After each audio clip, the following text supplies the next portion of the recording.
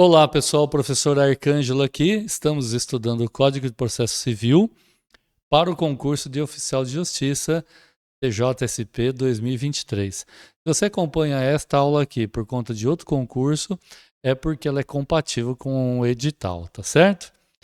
Bom, pessoal, o recado que eu vou dar aqui agora diz respeito a esse concurso de Oficial de Justiça, tá? Mas se você estiver assistindo por conta de outro concurso, vale a mesma coisa. Olha, a gente vai deixar aqui o nosso e-mail para vocês entrarem em contato e adquirirem o PDF de todas essas aulas, tá? No caso aqui, eu estou me referindo a Código de Processo Civil e também de Código Civil. Você pode adquirir o PDF de todas essas aulas com comentários, com vocabulário, com todas as explicações, apenas R$ 9,99, pessoal. E você vai ter todos os artigos comentados para esse concurso de oficial de justiça.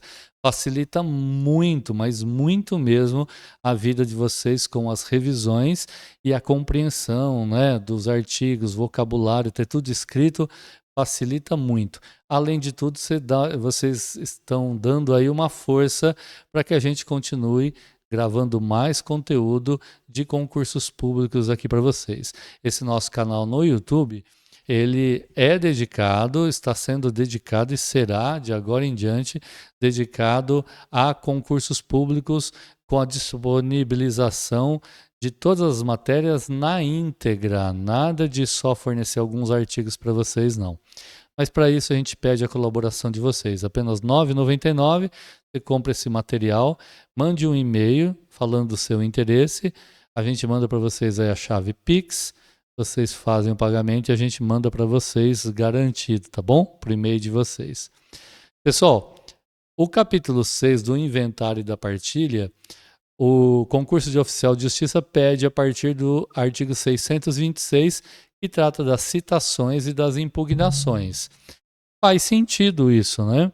Porque quem faz as citações, ainda que às vezes é por carta, mas também o oficial de justiça. Então vocês vão perceber que tudo que diz respeito às citações, às intimações, penhoras, arrestos, vai ser objeto de estudo daqui para frente, porque tem tudo a ver com a função do oficial de justiça, certo? Muito bem. Então, trata do inventário e da partilha. Vamos já fazer uma introdução, ó. O que é inventário e partilha, né? O inventário, pessoal, é um procedimento, né? Um procedimento legal que tem por objetivo, né? Listar e avaliar os bens, dívidas e ativos deixados por uma pessoa falecida, pelo falecido. Vá inventariar, listar tudo o que ele tinha, tanto, né, de ativos quanto passivos, bens e dívidas. Isso vai incluir móveis, imóveis, veículo, dinheiro, conta bancária, joia e etc. Tá? Qual que é a finalidade do inventário? Ter um registro completo dos bens do falecido, ok? Para depois fazer o quê? A partilha, que é o processo de divisão desses bens entre herdeiros e os beneficiários, conforme a lei ou conforme o testamento. Tá? Então, feito o inventário, né, já sabe todos os bens, então vai ser feita a partilha. Nesse processo, pessoal, da partilha, os bens são distribuídos aí de forma equitativa, considerando aí os direitos proporcionais de cada um, tá? A partilha pode ser amigável, né, quando os herdeiros concordam com a divisão, ou pode ser judicial, litigiosa, quando há discordância ou disputas que precisam ser resolvidas aí pelo sistema legal. Certo então, pessoal? O artigo 626, então, trata dos procedimentos para notificar as partes interessadas, né? Que é o cônjuge, companheiro, herdeiro, os legatários, né?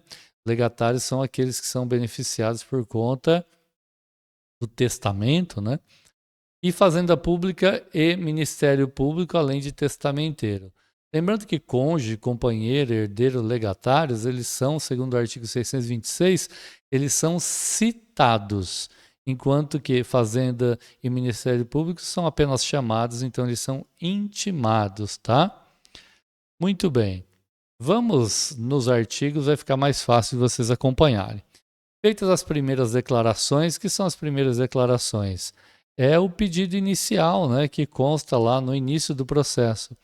O juiz vai mandar citar para os termos do inventário da partilha o cônjuge, o companheiro, os herdeiros e os legatários. Já expliquei agora há pouco o que é, quem são.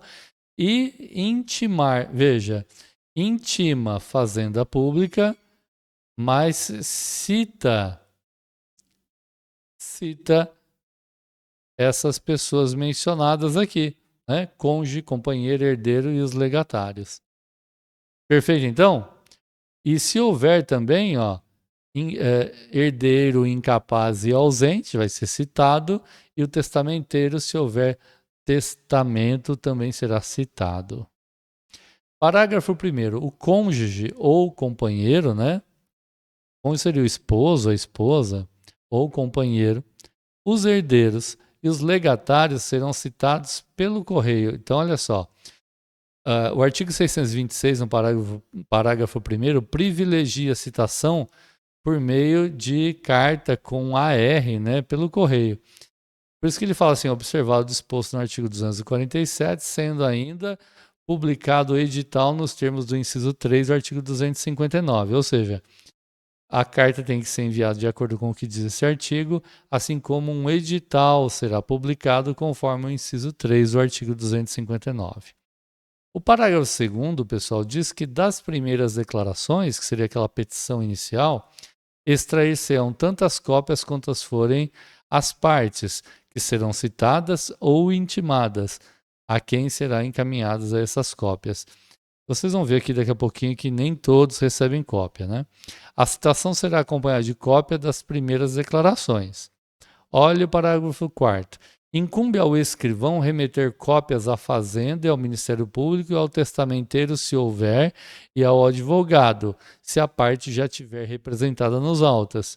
Então, incumbe ao escrivão remeter essas cópias, lembra que é por meio de correio. Tá certo, então? Isso é o que a gente tinha que falar, mas o PDF tem mais comentários aí para vocês. Depois, no concurso aqui de oficial de justiça, salta lá para as ações de família, né, do capítulo 10, e diz o seguinte, o artigo 695. Recebida a petição inicial, e se for o caso, né, tomadas as providências referentes à tutela provisória, o juiz ordenará a citação do réu para comparecer à audiência de mediação e conciliação, observado o disposto do artigo 694. Então diz que recebida a petição inicial, se for o caso, tomadas providências que se referem à tutela provisória, que é quando a parte, né, faz um pedido, né, em adiantado daquilo que ele entende como um direito seu, tá? A tutela provisória é uma medida, então, temporária, adotada pelo juiz para proteger os direitos das partes enquanto o processo está em andamento, né? Ela pode incluir ordens para manter o status quo, como a guarda temporária de um filho ou a suspensão temporária de pagamento. As providências são tomadas para evitar aí o prejuízo até que uma decisão final seja alcançada. Bem, o juiz determina a citação do réu, né?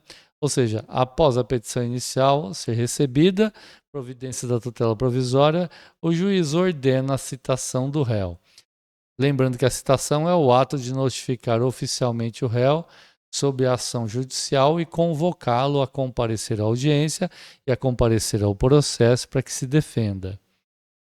Certo, então, pessoal? Muito bem. Parágrafo 1º. O mandado de citação conterá apenas os dados necessários à audiência. Ação de família, está vendo que ele diz que mandado de citação, a citação por meio de oficial de justiça, e deverá estar desacompanhado da cópia da petição inicial. Então não vai a cópia da petição inicial, mas é assegurado ao réu o direito de examinar o seu conteúdo a qualquer tempo que ele desejar, indo até o processo. Hoje em dia o processo é digital, então quando a parte é citada, ela recebe uma senha de acesso ao processo e a partir dessa senha ela tem acesso a todos os autos, as folhas do processo. A citação ocorrerá com antecedência mínima de 15 dias da data designada para a audiência, então tem que citar, segundo o CPC, com 15 dias de antecedência antes da audiência. A citação será feita na pessoa do réu, ou seja, uma citação presencial, né? Parágrafo 4º diz que na audiência as partes deverão estar acompanhadas de seus advogados ou de defensores públicos. Certo, pessoal? Sim. A seção 9, pessoal, fala da interdição. Vamos lembrar o seguinte, ó. Interdição, normalmente, alguns juízes abreviam essas etapas por meio da documentação médica, inclusive, que é apresentada a ele, de forma que o juiz, muitas vezes, deixa de designar a audiência mencionada aqui no artigo 751. Por quê? Porque o fato dele entrevistar, que é o que fala o artigo 751, o juiz vai entrevistar o interditando. Veja, pessoal, hoje em dia os juízes têm evitado designar esta audiência e primeiro ele determina a citação do interditando.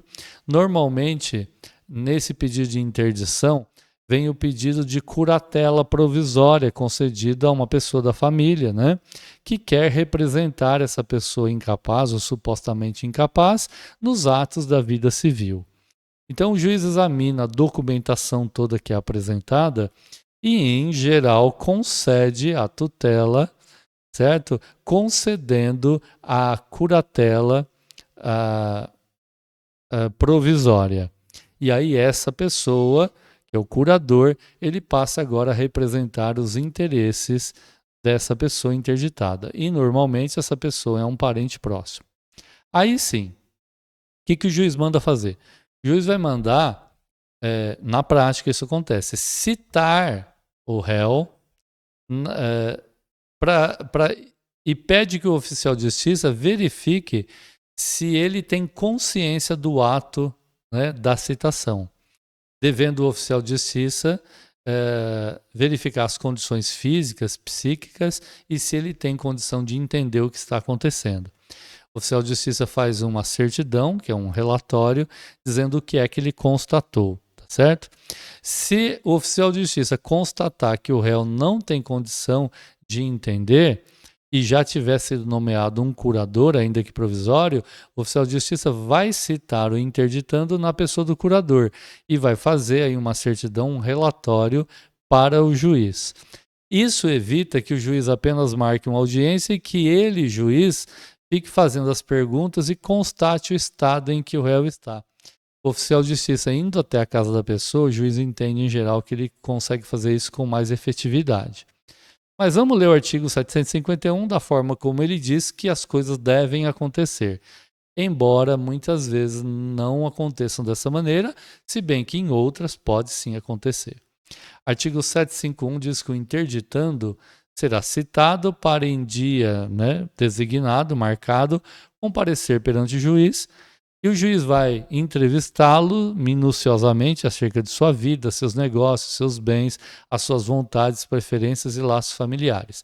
Eu, particularmente, como oficial de justiça, quando eu pego esses mandados para fazer a citação com a ordem de constatação do estado em que a pessoa se encontra, eu faço exatamente isso. Faço pergunta, entrevisto a pessoa para saber se ele consegue, se ele se dar conta de quem ele é, dos seus familiares, se ele reconhece, se ele se reconhece como cidadão, né? Em todos os seus aspectos, nos laços familiares e afetivos, mas também ligados à sua vida pessoal, seus negócios, suas vontades e preferências, certo? E é muito fácil perceber se a pessoa tem consciência para os atos da vida civil, não fica difícil, né? Perceber isso. De qualquer forma, o oficial de justiça faz uma certidão e, como na prática o juiz já designa um perito para fazer uma perícia nessa pessoa, ele vai confiar depois no relatório do perito também. Parágrafo 1º. Geralmente o perito tem que fazer esse relatório em 5 dias. Não podendo interditando deslocar-se, o juiz ou ouvirá no local em que estiver, pode ser sua residência, hospital, o que for. Parágrafo 2º. A entrevista, essa que o juiz vai fazer, nessa audiência que ele vai marcar, poderá ser acompanhado por especialista. Como eu disse, na prática os juízes evitam isso e fazem conforme eu acabei de falar para vocês.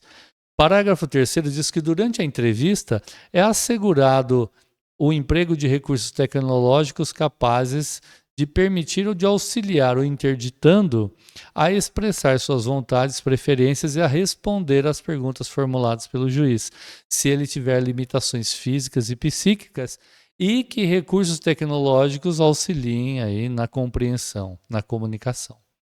Parágrafo 4º.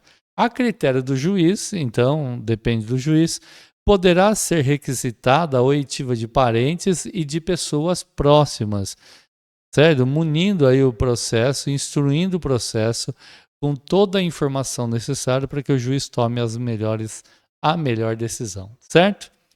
Pessoal, na próxima aula a gente vai falar do processo de execução, começando a falar do capítulo 3 da competência, mas isso vai ficar para a nossa próxima aula. Eu fico por aqui e se você está assistindo pelo canal do YouTube, se inscreva no canal, deixe aí o seu comentário, o seu gostei, certo? Para o nosso canal crescer e aqui a gente possa trazer mais conteúdos para vocês sempre. Um abraço, até a próxima aula.